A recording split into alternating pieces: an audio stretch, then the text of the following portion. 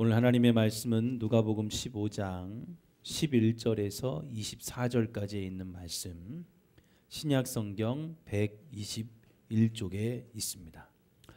자, 오늘은 광야 잔치가 있는 삶이라는 제목으로 여러분들에게 말씀을 증거하려고 합니다. 자, 오늘 읽어드린 본문의 말씀을 보면은 이런 내용이죠. 어떤 사람에게 두 아들이 있었어요. 근데 둘째 아들이 아버지에게 말합니다. 아버지, 제게 주실 재산을 미리 좀 주십시오. 저는 그것을 가지고 제 나름대로 일을 해보려고 합니다. 제게 아주 멋진 계획이 있습니다. 아주 자신 있게 말을 했어요.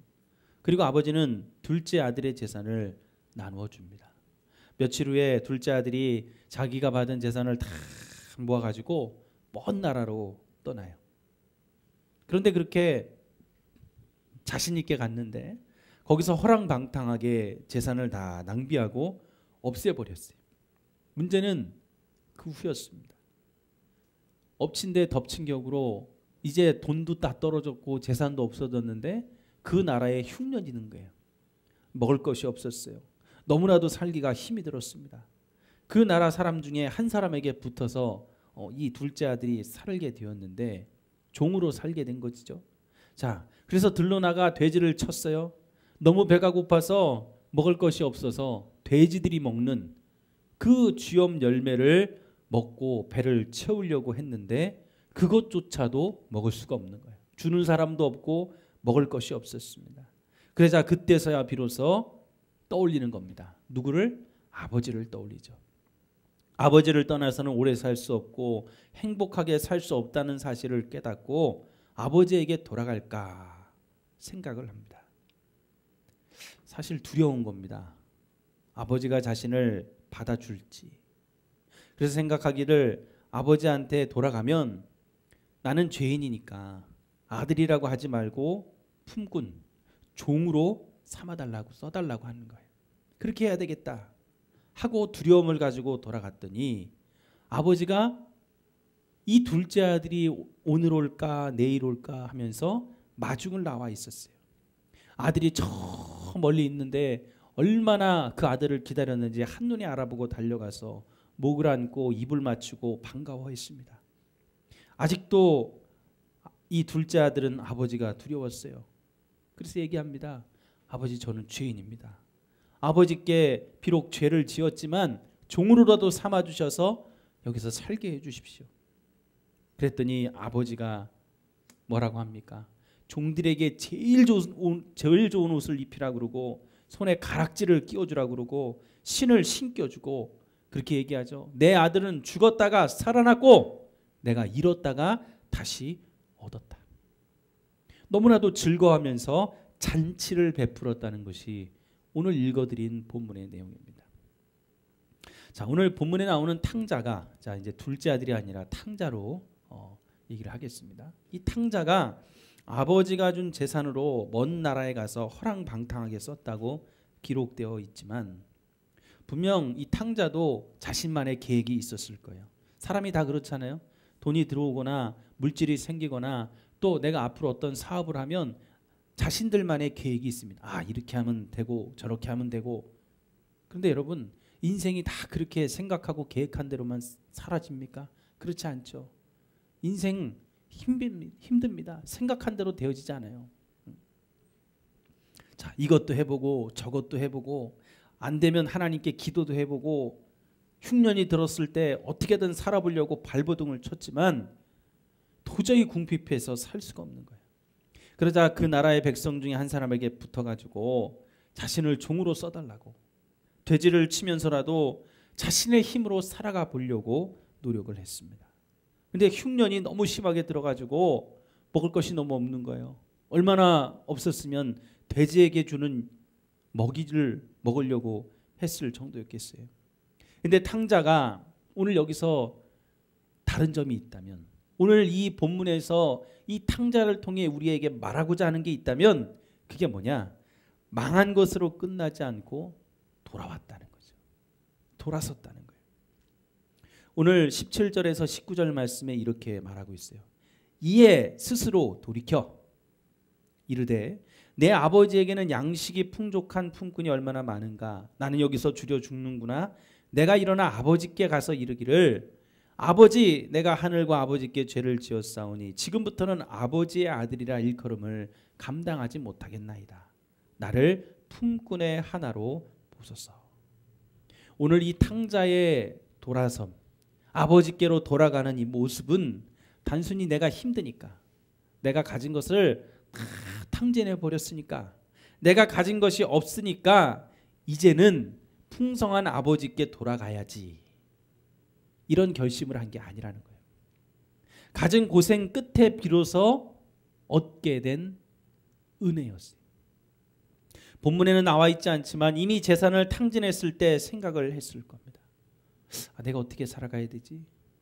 아버지께 돌아가 볼까? 아니야, 내가 멋진 계획이 있다고 큰 소리를 치고 나왔는데 무슨 낯짝으로 돌아가? 안 돼. 나 혼자서 어떻게든 살아갈 거야. 흉년이 들었을 때 먹을 것조차 없는 그가 얼마나 고민을 했겠어요. 아버지를 떠나니까 힘들구나, 행복할 수 없구나. 아니야, 그래도 무슨 수가 있겠지. 그리고 자존심도 버리고 종으로 취직을 합니다. 돼지를 치면서 돼지들이 먹는 쥐엄 열매라도 먹어야 살겠지. 근데 그것도 없는 거예요. 한탄이 나오죠. 이 줄이고 목마른 광야와 같고 사막과 같은 이곳에서 어떻게 살아가지? 어떻게 해야 되지? 이러다가 죽을 수도 있겠구나. 그 순간 아버지를 떠올립니다. 아버지의 품에 있을 때는 몰랐던 것들, 근데 이제는 몸소 느끼고 뼈저리게 겪으면서 깨닫는 거죠. 아버지 없이는 살 수가 없다는 거예요. 지금 탕자가 겪은 인생의 광야, 여러분, 오늘 우리의 삶에도 인생의 광야가 있어요. 이 인생의 광야가 무조건 여기도 있고 저기도 있고 이게 아니라 각자 그 사람의 인생 속에 한 번은 인생의 광야를 거치는 겁니다. 왜? 그 이유를 오늘 말씀드리려고 합니다. 오늘 스스로 돌이켜라는 이 모습은 힘드니까 돌아가야지라는 마음이 아니고, 인생의 광야를 거치면서 아버지 없이, 다시 말해 하나님 없이 살 수 없다는 것을 깨닫게 된 것입니다. 어찌 보면 탕자의 아버지는 탕자가 자신에게 재산을 달라고 했을 때 이 모습을 미리 봤을 거예요. 이 재산을 줬을 때 이 탕자가, 둘째 아들이 이 재산으로 성공할 것이라는 것을 아버지는 성공하지 못할 것이라는 걸 이미 예견하고 있었을 거예요. 아버지가 필요하고 아버지가 있어야 된다는 것을 깨닫게 하기 위해서 일부러 그 재산을 줬을 수도 있었을 거예요. 우리도 마찬가지예요. 하나님은 탕자처럼 광야라는 인생을 거쳐서 하나님을 깨달을 수 있도록, 하나님이 없이는 안 된다는 것을 알게 하기 위해서 우리에게 광야를 준다는 거예요. 여러분, 오늘 이 탕자의 이야기는 바로 예수 믿지 않고 살아가는 자들이 아니라 하나님을 믿다가 떠난 자들이 다시 하나님께 돌아오는, 회개하고 돌아오는 그 모습을 우리에게 말해주고 있어요. 그런데 그들 중에 이 광야를 거치지 않고는 하나님이 필요하다는 것을, 아니 하나님이 없이는 안 된다는 것을 깨닫지 못하는 사람들이 있다는 거죠. 오늘 본문은 그것을 우리에게 얘기해 주고 있는 겁니다. 누가복음 오늘 15장을 읽었는데 우리가 중간 부분을 읽었죠. 근데 이 15장 전체는 세 가지의 비유로 이루어져 있어요. 첫째는 잃은 양 한 마리를 찾는 비유. 100마리 중에 99마리의 양은 있고 한 마리의 양을 잃어버렸는데 그 양을 찾아오는 거예요. 또 드라크마라는 그 동전같이 돈을 얘기합니다. 그 드라크마, 잃은 드라크마를 찾는 비유. 또 잃은 아들을 찾는 비유. 이 세 가지의 비유로 이루어져 있어요. 그런데 예수님이 이 세 가지의 비유를 오늘 왜 말씀을 하셨느냐? 15장 1절과 2절에 그 이유가 나와요.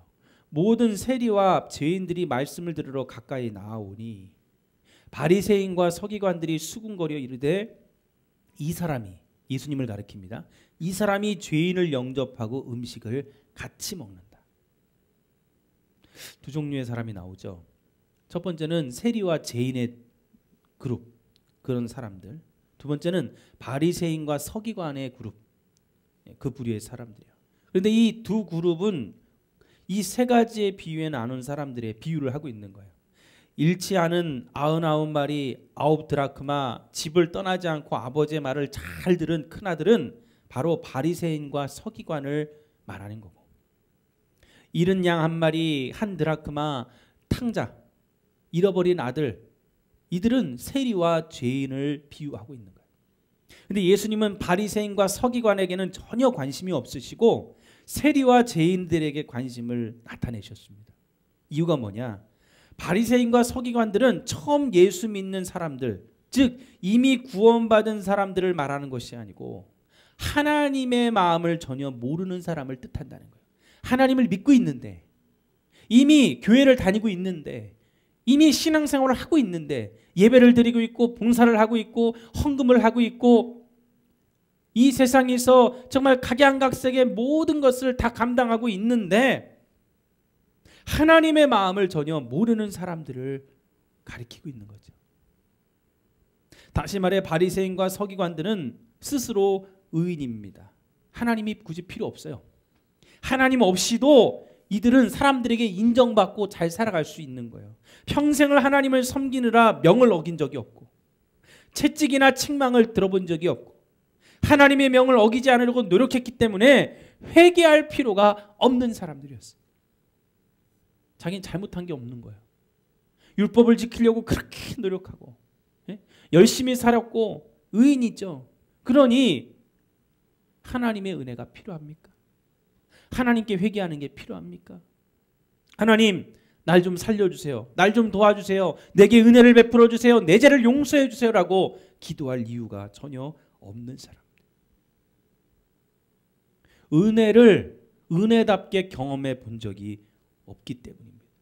은혜의 귀함을 모르는 거예요. 자신의 의를 내세우기 때문에, 내가 했던 일들, 내가 사람들 앞에 인정받았던 것들을 내세우기 때문에 죄인으로 부족한 자라고 긍휼을 구할 필요가 없습니다. 하나님이 내 삶에 반드시 함께 해야 된다는 것을 느끼지 못하는 사람들입니다.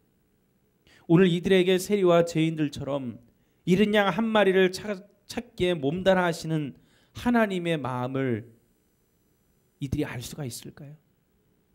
하지만 그것을 깨닫게 하기 위해서 탕자가 언제 오나 하염없이 기다리는 아버지의 마음을 알게 하기 위해서, 잃은 1드라크마를 찾기 위해 동분서주하는 주님의 마음을 알게 하기 위해서 오늘 우리에게, 오늘 탕자에게 주셨던 그 광야를, 인생의 광야를 우리에게도 주신다는 거예요. 광야가 그래서 필요합니다. 오늘 탕자가 스스로 돌이킨 것은 광야를 거쳤기에 가능한 거예요. 그 광야를 거치고 돌이켰을 때 비로소 아버지는 진정 아버지의 마음을 알고 돌아온 탕자에게 그를 위해서 잔치를 베풀어 주셨어요. 광야를 거쳐 가나안 땅에 들어간 거죠. 인생의 광야는 누구에게나 옵니다. 아니, 이 광야는 경계선과도 같아요. 내가 하나님을 떠나려고 하는 마지막 마지노선, 경계선, 그 자리에서 하나님은 하나님을 깨닫고 하나님의 마음을 알고 하나님을 필요로 하는 그 사람들이 되게 하기 위해서 우리에게 광야를 주시는 겁니다. 누구는 광야가 있고 누구는 평평한 탄탄대로 아스팔트 길을 가는 것이 아니라 큰 광야든 작은 광야든 누구에게나 온다는 거죠. 중요한 건 인생의 광야를 지날 때만 하나님의 특별한 그 은혜를 체험할 수가 있다는 거예요. 하나님이 필요하다는 것을 절실하게 느낄 수가 있는 겁니다. 여러분들이 잔치 있는 삶을 살고 싶으십니까? 승리의 삶을 살고 싶으십니까? 그러면 여러분, 우리 인생의 광야, 내게 다가오는 그 광야를 여러분 거쳐 가야만 됩니다. 시편 23편 5절에 말합니다. 주께서 내 원수의 목전에서 내게 상을 차려주시고. 모세도 애굽의 왕자로 자기 민족을 구해내려고 했을 때 자기의 의가 강했죠. 왕자였으니, 왕이 되기만 하면, 내가 명령하기만 하면, 내가 왕으로서 권위를 얻어 이 내 민족을 다 구원하리라, 해방시키리라. 자기가 하려고 했어요. 그런 그에게 하나님이 필요함을 알게 하기 위해서 하나님은 모세를 왕자의 신분에서 내려 저 미디안 광야의 목동의 신분으로 만드셨죠. 거기서 40년을 보내게 하셨어요. 그 광야를 통과한 모세가 하나님이 누군지를 알게 되었고 하나님을 필요로 했고 하나님이 없어서는 안 될 존재가 되었어요. 그때서야 위대한 지도자가 된 겁니다. 다윗 왕도 사울에게 쫓겨 일찍부터 기름 부음을 받고 이스라엘의 왕이 될 수 있는 자격이 있었지만 10년 동안이나 광야에서 쫓기는 삶을 살았습니다. 그러면서 뭘 깨달습니까? 하나님이 필요하다는 것을 깨달았어요. 광야가 있고 나서야 이스라엘의 왕이 되었으면 하는 그것을 깨닫게 된 거죠. 유일하게 통일 왕국을 이루었던 왕이 다윗 왕이죠. 바울도 그래요. 예수님을 만나 변화되고 회개했습니다. 하지만 아무도 바울을 믿어주지 않았어요. 그래서 자신이 회심했다는 것을 알게 하기 위해서 저 광야에 나가 3년 동안이나 경건 생활을 했어요. 그러면 사람들이 야, 바울이 변했구나 믿어주겠지. 근데 아무도 인정해주지 않았습니다. 자기의 고향 다소로 내려가 10년 동안을 머물렀죠. 바나바가 부를 때까지. 제가 저번 주에 말씀드렸죠. 자신에게 하나님 필요하다는 것을 깨닫게 될 때까지 광야에서 이 세월을 보내게 되었습니다. 그래서 이스라엘 백성들은 40년간 하나님밖에 없는 광야에서 하나님을 의지하고 살았습니다. 짜증나고 뜨거운 사막. 그것이 광야죠. 씨를 뿌릴 수도 없고 먹을 것도 없고 마실 물도 없고 무화과도 없고 포도도 없고 석류도 없고 모든 것이 없는 것 투성인 광야, 사막. 어려움들을 만납니다. 우리도 그렇죠.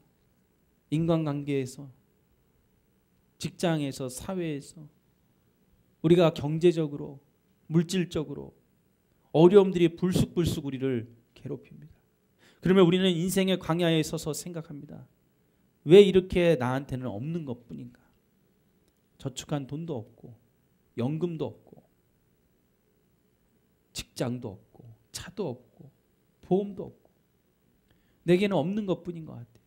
자신의 처지가 처량하고 끔찍하게 여겨집니다. 아니 실제로도 없죠. 여러분 광야는 아무것도 없는 곳입니다. 뿐만 아니라 광야는 아무것도 할 수 없습니다. 절망적인 곳입니다. 근데 딱 하나 있어요. 하나님이 계시죠. 하나님이 필요하다고 느낄 때까지 우리는 인생의 광야를 지나가야 돼요. 광야는 내가 할 수 있는 것이 아무것도 없기 때문에 여러분 광야에서의 목표는 뭔가를 해서 얻어내는 게 아니고 살아남아 통과해야 돼요. 사막은 살아남아서 통과해 갈 곳이지 거기서 내가 밭을 이루고 씨앗을 심어서 뭔가를 풍족하게 얻어내는 곳이 아니라는 겁니다.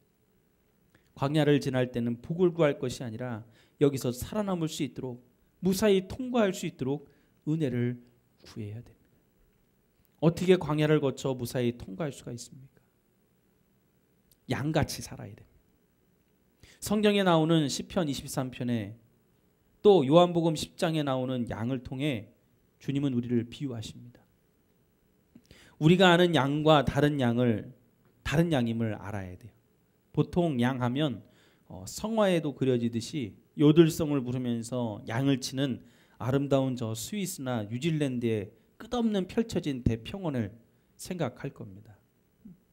근데 여러분 성경에 나오는 양은 그런 양이 아닙니다. 거기 있는 양들은 사망의 음침한 골짜기를 다니잖아요. 늑대나 이리 때문에 두려워할 필요가 없습니다. 안전하게 울타리가 쳐져 있기 때문에 자유로운 양들이에요. 하지만 팔레스타인, 이 성경에 나오는 양들은 황량한 광야의 양들입니다. 나무 한 폭이, 풀 한 폭이 제대로 자라지 않는 험한 산에서 자라는 양들이. 그래서 이 팔레스타인의 양들, 유목민들이 치는 그 양들은 그 목자가 방목장을 따로 만들어야 돼요. 그 돌을 다 골라내고 그 땅에다가 풀 씨앗을 심어서 그 착칼 갖고서 거기서 풀이 나면 여름에 그들을 데리고 쫙 이동을 해가지고 거기서 그 방목장에서 풀을 먹이며 그들을 키우는 거예요.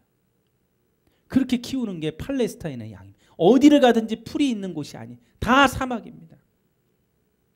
모세가 양을 칠 때 미디안 광야도 마찬가지였어요. 거기도 사막이잖아요. 아브라함이 네게부 사막 경계인 부엘사마에서 양을 쳤을 때도 마찬가지였어요. 다윗도 유대 광야의 경계인 베들레헴에서 양을 쳤는데 거기도 사막 지역이었어요. 그런데 양들은 그들 스스로 아무것도 할 수 없습니다. 자기가 먹을 꼴을 찾지 못했고 길을 찾지 못했고 다른 동물들과 맞서 싸우지도 못했어요. 심지어는 도망가지도 못합니다. 스스로 살아갈 능력이 전혀 없는 거예요. 그래서 동물학자들이 하나님 만드신 것 가운데 인간이 돌봐주지 않았으면 지구상에서 가장 먼저 사라졌을 피조물이 바로 양이라고 그러죠. 그런데 그런 양들이 험한 광야에서 아무 문제 없이 잘 살아간다는 거예요. 신기하지 않아요? 누구 때문입니까? 목자 때문이죠. 목자가 있으면 모든 게 해결되어지는 거예요. 목자가 100% 책임을 져주기 때문입니다. 탕자도 광야에서 깨달은 것이 바로 그겁니다. 아버지가 나를 책임져 주는 분이라는 거예요. 여러분, 오늘 우리의 인생의 광야에서도 하나님이 나의 모든 것을 책임져 준다는 사실을 깨닫는 것, 그게 양같이 살아가는 겁니다. 오늘 우리가 광야를 통과할 수 있는 이유는, 나중에 우리에게 잔치가 있는 삶을 살 수 있는 이유는 바로 양처럼 목자에게 의지해서, 하나님에게 의지해서 살아가는 길뿐이라는 겁니다. 두 번째로 어떻게 광야를 무사히 통과할 수 있습니까? 광야에서 하나님을 만나야 됩니다. 광야가 하나님 만나는 장소가 되어야 돼요. 민수기 1장 1절에 뭐라고 그래요? 여호와께서 시내 광야 회막에서 모세에게 말씀하여 이르시되. 광야는 히브리어로 미드바르고 말씀하다는 것은 다바르라는 말로 쓰입니다. 이 두 단어가 비슷해요. 어원이 같아요. 미드바르. 이 미드바르라는 어원이 말하다라는 다바르에서 나왔는데 뜻이 뭐냐? 하나님은 광야에서 말씀하신다는 거예요. 우리가 하나님의 음성을 들으려면 여러분이 살아가고 있는, 여러분이 혹시 지금 서 있는 인생의 광야가 있다면 그곳에서 하나님의 음성을 들을 수 있어요. 모세가 광야의 떨기나무에서 하나님의 음성을 들었고, 유대인들이, 예언자들이 마땅히 있어야 될 자리가 광야라고 하셨어요. 그래서 세례 요한이 어디로 가서? 광야로 가서 하나님의 음성을 들었어요. 그래서 예언자가 광야에 있으면 저 사람은 진짜구나 생각을 하는 거죠. 사람들이 그에게, 세례 요한에게 광야에 있을 때 하나님의 말씀을 들으려고 광야로 몰려 들어갑니다. 왜? 광야에 있는 예언자에게 하나님의 음성이 들려지기 때문에. 오늘 탕자가 스스로 돌이키기 전에 아버지께로 돌아가야겠다고 마음이 든 때가 광야에 있을 때였어요. 광야에서는 바쁠 이유가 하나도 없어요. 아무것도 없으니까. 광야는 하나님의 음성이 가장 크게 들리는, 가장 분명하게 들리는 곳입니다. 그래서 우리가 알고 있는 수도사들, 그 수도사들이 하나님의 음성을 듣기 위해 산으로, 골짜기로, 굴로 들어갔다 그래요. 수도원이 처음 생긴 곳이 광야입니다. 예루살렘에서 여리고에 이르는 길이 매우 험한데 거기에는 와디 켈트라는 곳이 있어요. 이스라엘의 그랜드 캐니언과 같은 곳입니다. 험한 절벽, 아주 깎아지는 그런 절벽 같은 곳이. 거기에는 1500년 이상 된 수도원이 하나 있는데 이름이 조지아 수도원입니다. 근데 그 주변에 그 험한 벽에 수많은 동굴들이 있어요.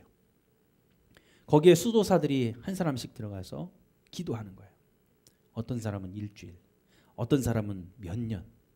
그래서 어떤 사람은 먹을 것을 밥줄에 매달아서 바구니에 담아 올려주면 그것을 먹으면서 거기서 평생 기도하면서 사는 거예요.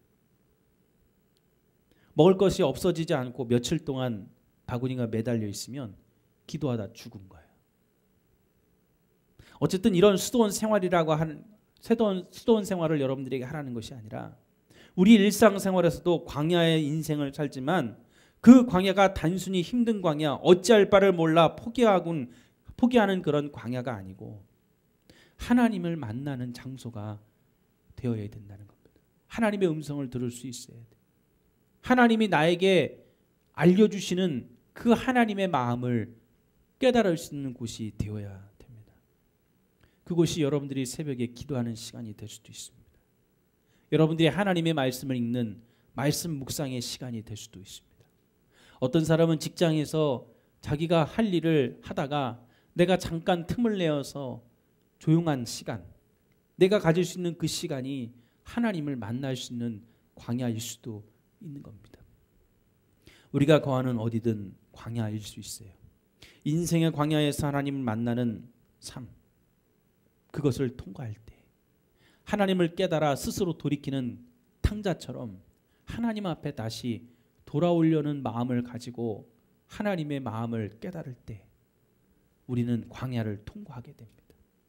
그 광야를 통과하는 순간, 그 광야가 끝나는 그 순간, 오늘 이 둘째 아들에게, 탕자에게 아버지가 잔치를 베풀었듯이 하나님은 우리의 삶에 잔치를 베풀어 주실 겁니다. 오늘 저와 여러분들이 분명히 알아야 됩니다. 탕자는 단순히 먹을 것이 없고 돈이 다 떨어져서 아버지에게 돌아간 것이 아니라 스스로 돌이켰어요. 하나님이, 아버지가 필요하다는 것을 깨달았어요. 아버지 없이는 살 수 없다는 것을 깨달았어요. 오늘 우리도 하나님 없이는 살 수 없다는 것을 깨달으면 우리 인생의 광야가 끝이 납니다. 하나님이 필요하다는 것을 내 마음으로 그것을 깨달으면, 그것이 은혜가 된다면 우리 인생의 광야는 끝이 나는 거예요. 그 순간 우리의 삶은 잔치의 삶으로, 가나안 땅으로 바뀌어질 수 있는 겁니다.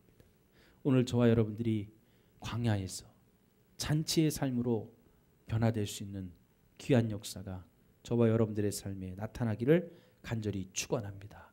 기도하시겠습니다.